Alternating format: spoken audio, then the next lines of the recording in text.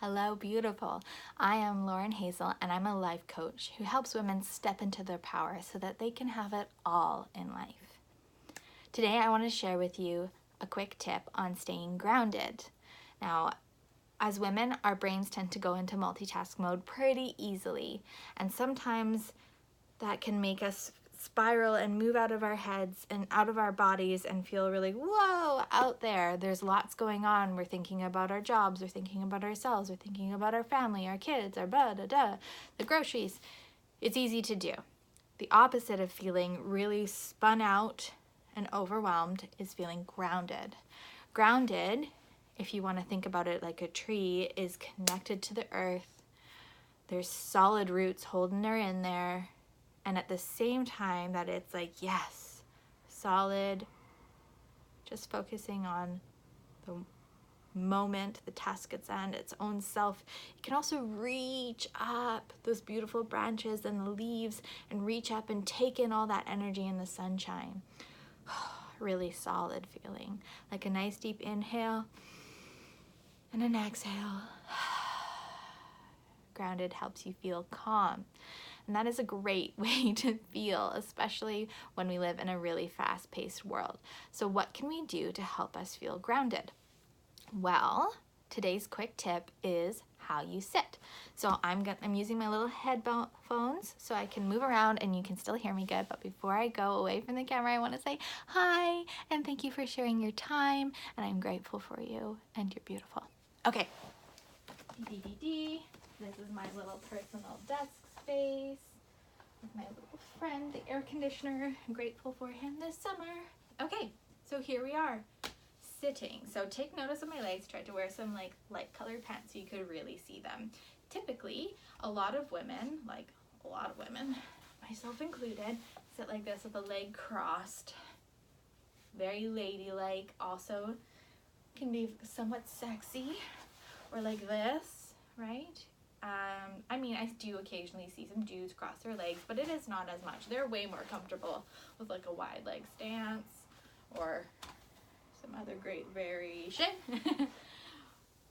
But typically we sit cross-legged, ladies. Now, part of that is, I know for me, I was trained that's how a lady sits.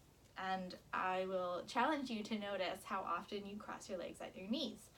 What happens when you cross your legs at your knees is you unevenly distribute the weight within your pelvis. And our pelvis is that magical little bowl that the tops of our legs kind of attach up into, and our hips. So when we cross our legs, you can even feel it. Whoop, your one side dips down lower and your right butt cheek is a little bit higher. Same thing happens to a greater or lesser degree if we sit on our wallets or our phones or keys. It throws off this alignment. That creates a lot of unease and alignment through the rest of our body. If our hips are off, then guess what? Your legs are off, your whole spine is off. So now you're wandering around not in your greatest and truest power. You're creating dis-ease and pain in your body just by sitting. The other interesting thing about crossing at your knees is that you only have one foot on the ground, and maybe like not even a bit. When we are truly connected to the ground, to the earth, we have both feet on the floor. We're solid. So now we're dealing on two different planes: physical alignment and also emotional, feeling supported. It's been proven through science that if someone can get both their feet on the ground in challenging situations like interviews or maybe some tough therapy, they're going to feel more supported than if they have one foot or if their feet are dangling if you're short and like in a large chair. You'll notice too, if you've ever done any sort of meditation work with somebody, they'll take a second to make sure that both your feet are on the ground, you're sitting up nice and tall, and you take a breath. Because that's how our nervous system goes, oh, okay, I can chill now. And who doesn't want to feel chilled? So I challenge you to notice how often you are crossing at your knees. It is a really tricky habit to break. I'm working on it.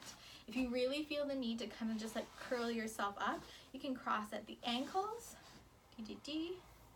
and you're still helping your body on a physical plane. I think best is both feet solid. You're nice and even. You can check in with your body, with your posture a lot easier. But also you're emotionally supported. You're physically supported. You know that you are doing no harm to your body.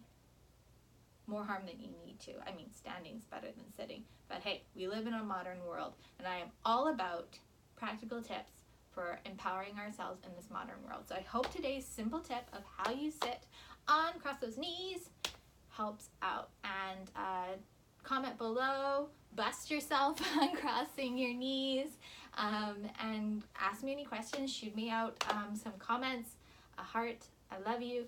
Thank you for sharing your day. See you out there grounded and aligned.